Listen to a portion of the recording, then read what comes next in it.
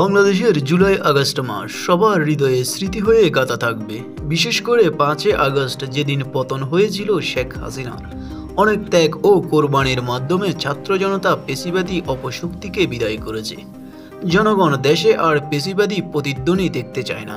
তখন আন্দোলনের সবাই ঐক্যবদ্ধ থাকলেও এখন একটু ভিন্ন প্রতিক্রিয়া দেখা দিয়েছে জাতীয়বাদী দল বিএনপির মধ্যে।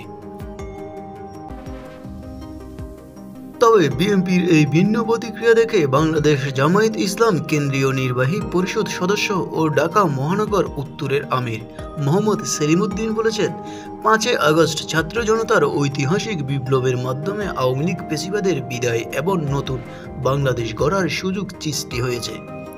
তাই এই সুযোগকে যথাযথভাবে কাজে লাগিয়ে ক্ষুধা ও দারিদ্র্যমুক্ত, অসুখী, সমৃদ্ধ এবং অবক্ষয়মুক্ত বাংলাদেশ গড়তে সবাইকে ঐক্যবদ্ধ হওয়ার আহ্বান জানিয়েছেন তিনি আরো বলেন, বিভেদের রাজনীতি পরিহার করে জাতিকে ঐক্যবদ্ধ করতে সবাইকে দায়িত্বশীল ভূমিকা পালনের আহ্বান করেন। শুক্রবার বিকেল 3টায় রাজধানীর উত্তরা 7 নং সেক্টরে শহীদ মুগ্ধ মঞ্চে উত্তর পশ্চিম থানা জামাত আয়োজিত এক সহযোগী সদস্য সম্মেলনে প্রধান অতিথির বক্তব্য তিনি এই আহ্বান জানান।